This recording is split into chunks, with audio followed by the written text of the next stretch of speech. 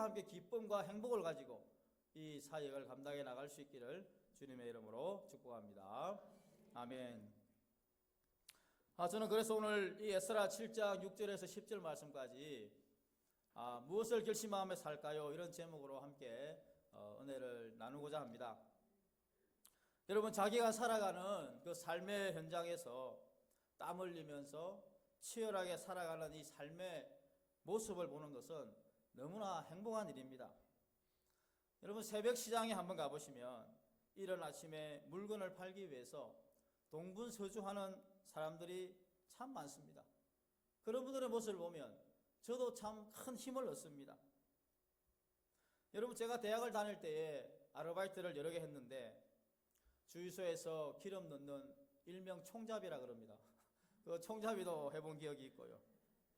또 뭐 신발 공장에서 일한 경험도 있고, 제일 힘든 건 새벽 시장에 나가서 새벽 한 4시쯤에 새벽밥을 먹고 새벽 시장에 나가서 팔려가는 거예요. 인력 시장에. 그러면 인력 시장에 팔려가면 이제 거기에서 뭐 잡부 일도 하고 뭐 건축 현장에 가서 일도 하기도 하는데 그게 제일 힘들어요. 그 당시 제가 1966년도 그 정도 어간이었는데 그때 하루 일당이 6만 원이었습니다. 6만 원이었는데 5천 원 소개비 떼고 5만 5천 원을 가지고 집에 돌아오면 그렇게 뿌듯하고 행복했습니다. 참 뒤돌아보면 그때 참 청년 시절에 열심히 살았던 것이 제 인생에 많은 도움이 됩니다. 뿐만 아니라 우리 인생 주변에도 자신의 전문 분야나 자신의 영역에서 성실하게 탁월하게 일하는 분들도 참 많이 계십니다. 서두에 왜 이런 말씀을 드리는가 하면은 오늘 본문이 바로 그렇습니다. 오늘 본문 말씀이 자신의 일에 충실히 역할하고 또 자신의 일의 역량뿐만 아니라 그것을 넘어서서 가지가 담장을 넘듯이 자신의 삶의 영역을 많은 사람들에게 나누어주고 영향을 끼치는 한 사람을 발견해요. 그 사람이 바로 에스라라고 하는 사람입니다. 자, 이 에스라라고 하는 사람을 성경이 세 가지로 소개해요. 세 가지. 제가 소개하는 게 아니고 성경이 그렇게 설명하는 거예요. 첫 번째가 뭐냐면 에스라는 바벨론에서 올라온 대제사장 아론의 16대 손입니다. 지금 우리가 가진 세번역 성경에는 안 나오지만 개역 개정 성경에는 5절 말씀에 이 에스라를 설명하면서 아론의 16대 손이다 그렇게 설명해요. 자, 그런데 여러분, 이 에스라가 시대적인 배경, 살아온 배경을 보면 상당히 놀랍습니다. 남유다가 BC 500년경에 망하거든요. 그렇게 해서 BC 458년경에 에스라라고 하는 사람이 살아갔던 시대적인 배경이에요. 그러니까 제1차 포로기한 이후에 제2차 바벨론에서 이스라엘로 돌아오는 포로기한의 2대 지도자입니다. 그러니까 이때는 이스라엘이 망한 지 거의 100년 정도 시간이 흘렀을 때예요. 여러분도 아시겠지만 미국의 이민 1세, 2세에 가면 한국말 모릅니다. 아버지는 한글말로 하고 자녀는 영어로 대답하고 자녀는 영어로 말하고 부모는 한글로 대답하고 그렇게 말을 해요. 불과 1.5세대만 돼도요. 그런데 이민 간 게 아니라 포로지에서 100년이 지났기 때문에 자기 말과 자기 걸 다 잊어버립니다. 문화 전통 다 잊어버려요. 그런데 에스라라고 하는 사람은 포로가 된 지, 나라가 망한 지, 식민지 시대에 끌려간 지 100년이 넘었는데도 대제사장 가문의 16대 손이라고 성경이 설명하면서 이 사람은 그 위기와 어려운 상황 가운데서도 하나님 말씀을 붙잡고 그 말씀대로 살아가기 위해서 치열한 삶을 살았어요. 마치 서두에서 저도 치열한 인생을 살았듯이 오늘 이 사람도 자신에게 주어진 삶의 영역에서 정말로 치열하게 살았습니다. 그 가운데 이스라엘의 대제사장 가문의 16대 손이라고 하는 것을 꿈에도 잊어본 적이 없고 그렇기 때문에 자신의 정체성을 잃어버리지 않고 그 정체성을 지키기 위해서 정말로 피눈물 나는 삶을 살았던 겁니다. 그게 첫 번째 에스라의 소개입니다. 그 다음 두 번째 에스라의 소개는 모세의 율법에 익숙한 학자였습니다. 어르신들 다 아시겠지만 에스라를 말할 때 항상 앞에 붙는 수식어가 있죠. 학사 에스라, 학사 에스라. 늘 그 학사라는 말을 붙여요. 그러니까 이 사람은 자신의 삶의 영역에서 얼마나 열심히 살았던지 학자로서의 삶을 살았다는 겁니다. 그런데 이게 익숙하다는 것은 한 번, 두 번 한 게 아니라 여러 번 해보아서 능수능란하다, 그런 뜻이 있어요. 그러니까 어떤 경우에라도 이러한 하나님의 말씀과 하나님을 향한 뜨거운 열정이 능수능란하게 어떤 일을 할 수 있는 사람이라는 겁니다. 그렇기 때문에 하나님 말씀을 연구하고 묵상하고 그 서류를 정리하고 말씀을 이렇게 카피하는 이 일을 얼마나 열심히 했던지 자신의 분야에서 성실하게 일을 하니까 저기 설명에 나온 것처럼 동시에 그 당시 지배국인 페르시아 황제에게 인정을 받는 삶을 살았어요. 다시 말하면 내가 믿는 하나님, 자신이 대제사장 가문의 16대 손으로서 하나님의 말씀과 그 하나님의 뜻을 부여잡고 성실하게 살았더니 그것을 누가 인정을 해줬느냐? 대제국 페르시아 황제가 전격적으로 그를 픽업한 겁니다. 너 우리 정부에서 일을 해. 그렇게 해서 정부 요직에 그 사람을 앉혔어요.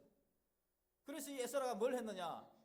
페르시아 역사를 집대성하고 자신이 하나님의 말씀을 묵상하면서 그 말씀 가운데 살아왔던 노하우를 가지고 식민지 그 나라에서 중요한 직책을 감당하면서 역사 서적이나 또 여러 가지 자료들을 잘 정리하고 연구할 수 있는 그 분야에서 탁월한 실력을 발휘한 겁니다. 하나님의 말씀을 연구하고 애쓰고 지키려고 했던 이것이 결국 페르시아 황제에게까지 영향을 미치게 된 거예요. 그게 두 번째 소개입니다. 마지막 세 번째 소개는 같이 읽어볼까요? 시작. 여호와의 도우심을 입음으로 왕께 구하는 것은 다 받는 자. 이게 정말 오늘 가장 핵심적인 요소인 것 같아요. 여호와 하나님의 도우심을 입음으로 왕에게 무엇을 구하든지 다 받는 사람이었다. 그가 살아온 삶이 얼마나 신실했던지, 말씀대로 살아가는 삶의 그 파워가, 힘이 얼마나 막강했던지 황제에게 요구했을 때 어떤 일이든 다 들어줬다는 겁니다. 무슨 말이죠? 저놈은 자기 배 채우는 것 구하지 않는 놈이야.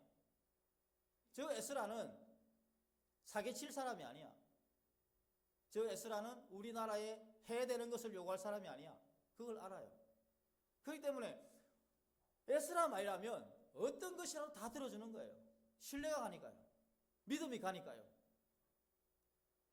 적어도 참 이러한 삶을 산다고 하는 것은 우리 인생에 얼마나 큰 역사가 나타나는지 모르겠습니다. 서두에 제가 말씀을 드렸습니다. 가정교회 목장 공동체는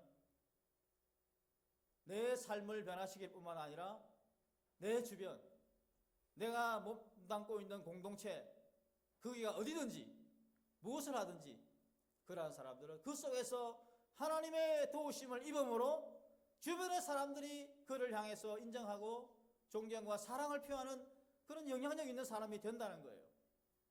자, 여기서 우리가 한 가지 살펴볼 것은 이 바벨론 페르시아 공동체, 포로 공동체에서 영향력을 미쳤던 사람들의 공통점이 있어요.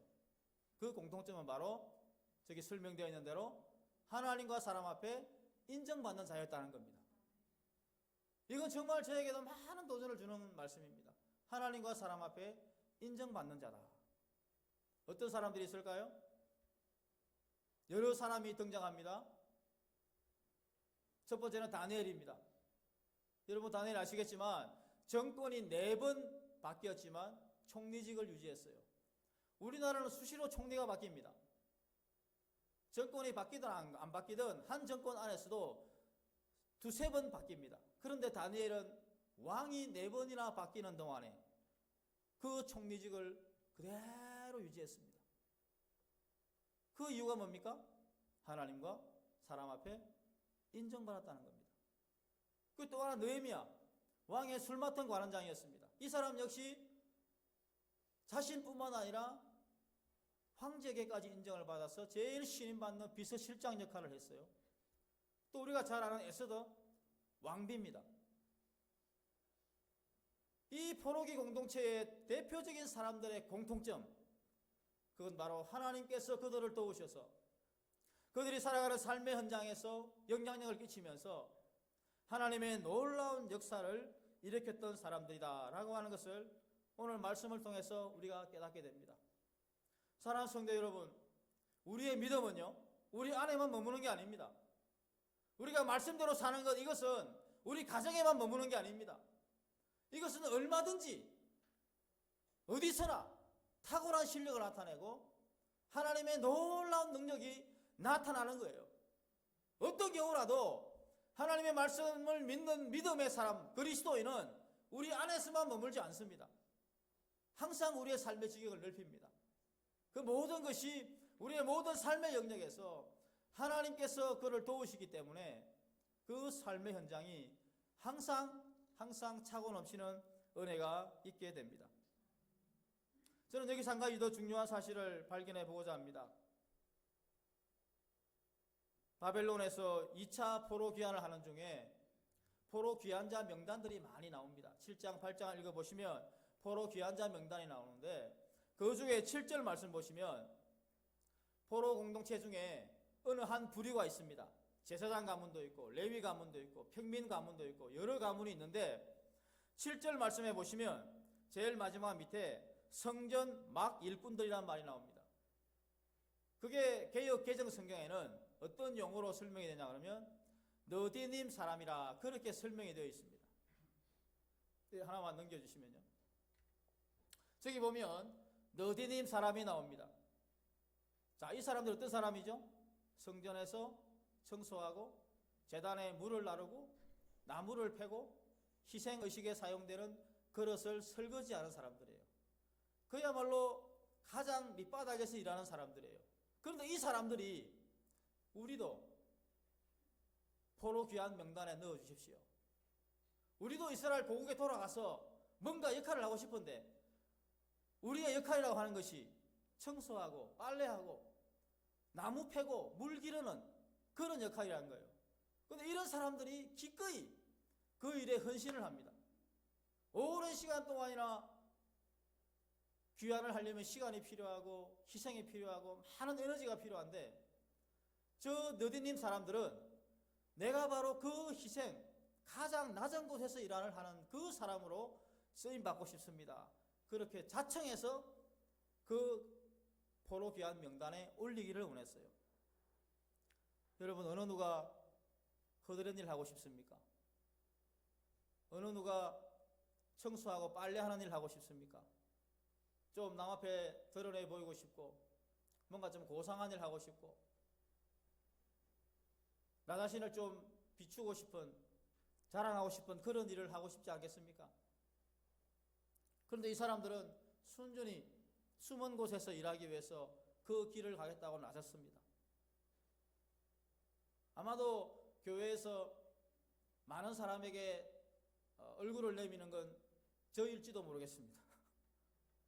또 앞에서 안내하시는 분들, 찬양대 찬양하시는 분들, 남 앞에 보이기 쉬운 모습입니다.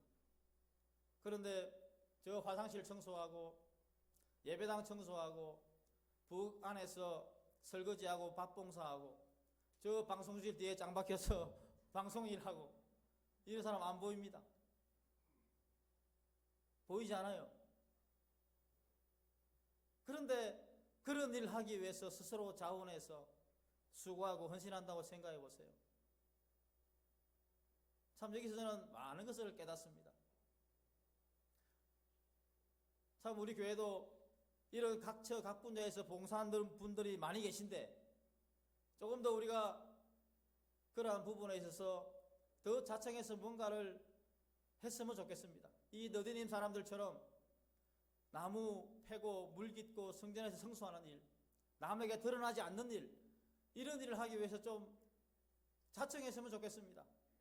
평일날 교회에 오셔서 예배당 청소도 좀 하시고 화장실 청소도 좀 하시고 저기 뒤에 보면 큰 거울이 있는데 저 거울이 얼룩이 많이 묻었으면 내가 좀 평생 내 생명이 끝나는 날까지 저 거울만큼은 내가 깨끗이 닦겠다.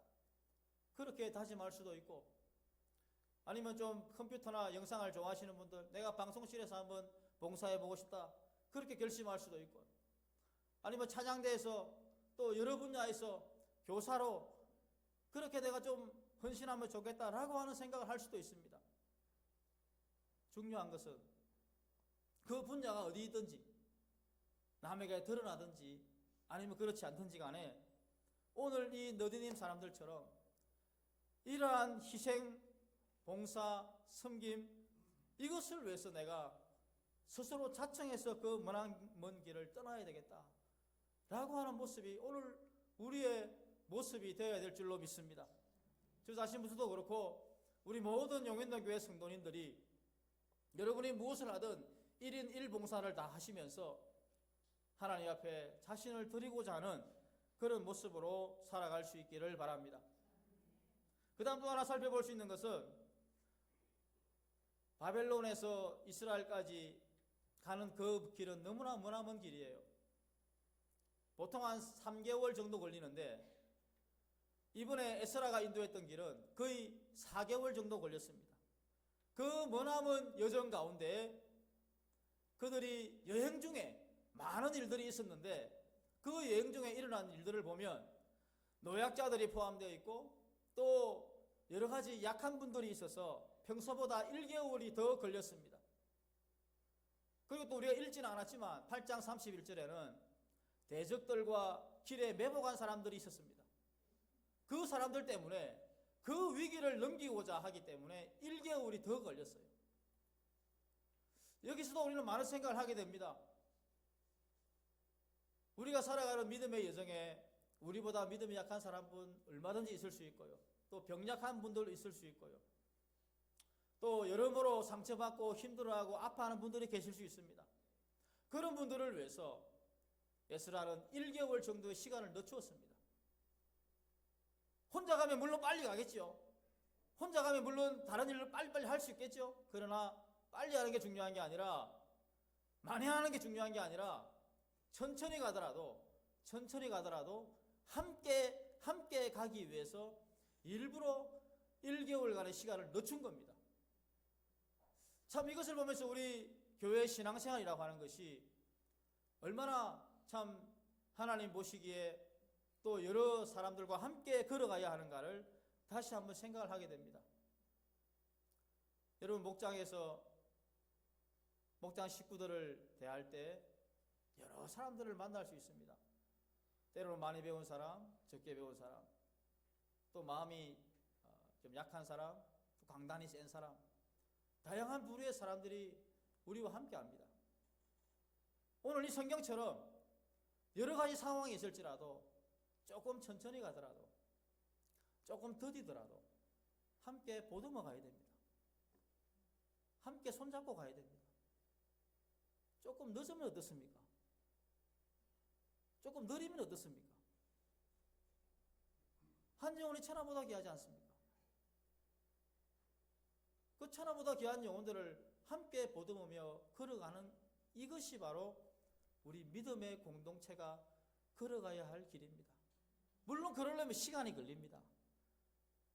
시간이 걸려요. 가슴 아픈 시간이 더 길어지고 어찌 보면 스트레스 받는 시간도 더 길어지고 불필요한 에너지도 더 길어지고 뭔가 더 많이 소모가 될 수 있어요. 글쎄 그게 믿음의 길입니다. 그게 신앙 공동체의 길입니다. 에스라가 포로 공동체에서 이스라엘로 귀환하는 이것이 쉽지 않은 여정이었지만 그는 그 가운데서 그 길을 걸어갔습니다. 그리고 하나님의 손이 그를 도우셔서 매복하거나 도적대의 모든 위기로부터 건져주셨습니다. 하나님이 그 모든 상황 가운데 그에게 은혜를 베풀어 주셔서 그 일들을 할 수 있도록 기어이 그 일들을 할 수 있도록 모든 상황과 어려움의 요소들을 하나씩 다 정리해 주셨다는 겁니다. 함께가는 그 길이 더딜 수 있고 어려울 수 있고 많은 에너지가 소모되지만 하나님이 그 길을 도우신다는 겁니다. 하나님이 그 위기를 이겨낼 수 있도록 은혜를 베풀어 주신다는 겁니다. 이것이 오늘 우리가 가정교회 목장을 하면서 하나님의 도우심을 바라보는 손길을 바라보는 이유인 것입니다. 그 하나님의 말씀이 오늘 우리 가운데 있기 때문에 그렇습니다. 자, 그렇다면 이제 마지막으로 왜 그러면 에스라가 이 일을 했으며 하나님은 왜 그렇게 기적적인 역사를 일으켜 주셨는가? 그게 오늘의 핵심입니다. 우리 한번 따라할까요? 시작. 왜냐하면 에스라는 율법을 연구하며 준행할 뿐만 아니라 이스라엘에게 가르치기로 결심하였기 때문이다. 아멘. 여러분 10절 말씀 보시면 세 번역에는 나오지 않지만 개역 개정에 왜냐하면 에스라가 이 모든 것을 결심하였기 때문이다. 그렇게 기록이 되어 있습니다. 결심하였기 때문이다. 여기 결심이라는 말은 내 마음에 굳건한 콘크리트처럼 딱 세워진 걸 말해요.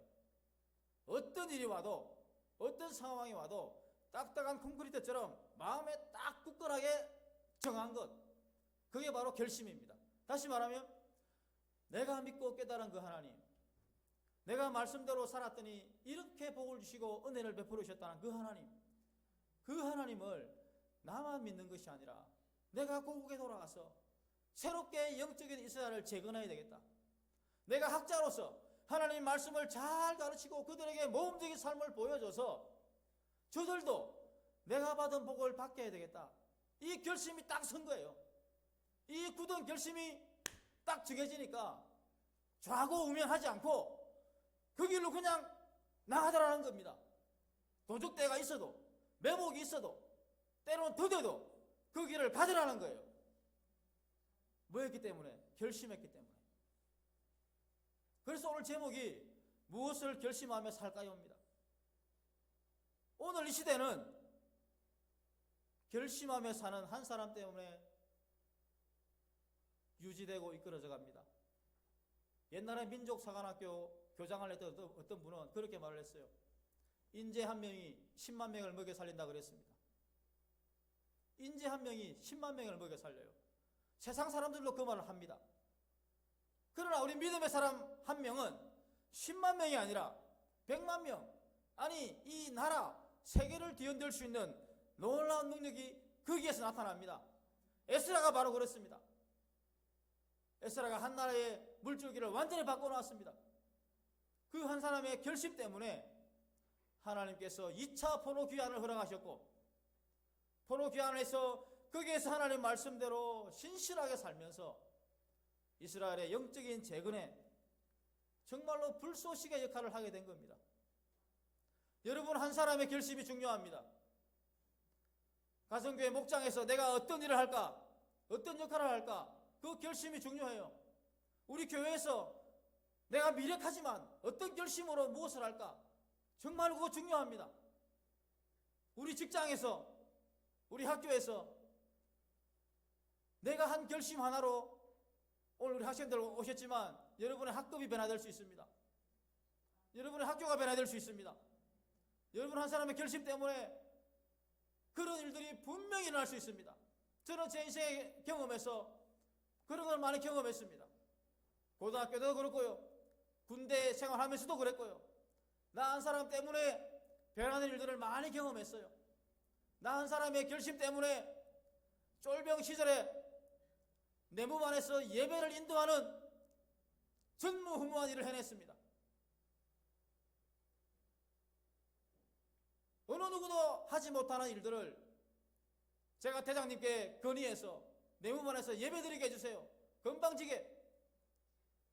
그런데 그 일을 하나님의 은혜로 오케이 해봐. 그 이후로부터 고참들 앉혀놓고 예배를 드리고, 하나님의 하시는 일들은 한 사람의 결심 때문에 놀라운 일들을 해나가십니다. 여러분, 한 사람의 결심이 중요해요. 그것이 역사의 물줄기를 바꿉니다. 오늘 저는 한 사람을 소개하고자 합니다. 이 한 사람 때문에 대영 제국이 완전히 바뀐 사실이 있었는데요. 18세기 영국의 정치가 윌리엄 윌버포스라고 하는 사람이 있습니다. 이 윌리엄 윌버포스가 25세에 예수님을 영접하게 되었습니다. 25살에 예수님을 믿고 난 다음에 자신의 인생이 완전히 바뀌었습니다. 출세의 길이 아니라 인류를 위해서, 나라를 위해서 봉사하는 길이 뭘까 고민을 했습니다. 그러던 중에 그의 마음속에 내가 지금 이 대영 제국의 편만에 있는 노예 제도를 폐지해야 되겠다, 그 생각을 가졌어요. 자신이 예수님을 믿고 난 다음에 신앙 양심상 이건 사람이 할 짓이 아니다. 어떻게 같은 사람끼리 노예로 팔고 사느냐, 이걸 결심을 하고 자신의 평생에 노예 제도 폐지 운동을 위해서 열심히 일했습니다. 여러분, 그 당시에요, 세계사 책들을 읽어보면 노예는 영혼이 없다고 생각했어요. 노예는 영혼이 없다, 그래서 죽여도 된다. 뿌리 같은 영화 보면 나오잖아요. 서양의 많은 선교사들이 아프리카 제국을 지배하고 난 다음에 그 흑인 노예들은 영혼이 없다고 생각했어요. 그분들은 성경을 잘못 해석한 거죠. 그 흑인도 똑같은 인격체인데, 똑같이 하나님이 창조한 창조물인데, 그 당시 그 백인들은 흑인은 영혼이 없다고 생각한 거예요. 그러니까 마음대로 사고 팔았던 겁니다. 죽든지 말든지. 그러나 신앙 양심으로 예수 믿고 거듭난 윌버포스는 이것만은 안 된다라고 생각하고 그것을 위해서 애를 썼습니다. 그러던 차에 30세에 영국의 하원 의원에 당선이 됩니다. 그 이후로 오직 그 일을 위해서 헌신합니다. 그리고 그가 48세 되던 해에 영국 의회에 노예 무역 제도가 폐지가 됩니다. 그동안 많은 일이 있었죠. 아무리 법안을 올려도 계속 폐기되고. 그러다가 48세 되던 해에 그 법안을 상정했을 때에 영국 의회에서 노예 무역 제도 폐지를 승인했습니다. 그리고 난 다음에 62세가 되던 해에 영국에서 노예 제도가 완전히 폐지됐습니다. 이제 법안이 통과됐을 뿐만 아니라 그 전역에서 노예를 사고 파는 일이 아직 폐지가 된 겁니다. 그러고 난 다음에 그는 64세에 정계에서 은퇴했고 72세가 되던 해에는 어떤 일이 일어났는가 하니까 이미 소유하고 있던 노예마저도 영국에 있는 모든 가정에서 그 노예들을 해방시켜 줬습니다. 이제 집으로 돌아가시오. 그러니까 거의 50평생을 그 일을 위해서 매진했는데 그가 죽기 2개월 전에 그걸 다 보고 죽은 거예요. 한 사람의 그 결심이 여러분 영국 사회를 바꿔놓은 겁니다. 이건 영국의 역사예요. 우리나라라고 여러분 그 일이 없으리라는 보장이 있습니까? 우리나라도요, 재헌국회 때 이승만 박사가 국회의원을 보고 어느 게 목사님 기도하고 하세요. 우리나라 재헌국회가요 기도로 시작했어요. 그건 인터넷 찾아보면 다 나옵니다. 우리나라 국회도 첫 재헌국회 첫 개회 때 기도하고 시작했어요. 그거 쉽지 않은 일입니다. 우리나라도 얼마든지 하나님이 보호하시고 역사하시면 다시금 그런 일들을 해나갈 수 있어요. 한 사람의 결심이 중요한 겁니다. 한 사람의 신앙의 결단이 한 나라를 좌우할 뿐만 아니라 전 세계를 좌우합니다. 오늘 이것이 바로 에스라가 우리에게 주는 교훈입니다. 여러분, 가정교회를 하는 어떤 교회는요, 어떤 사람이 목사님 제가 개척 목장 하겠습니다, 그렇게 헌신하는 사람이 있어요.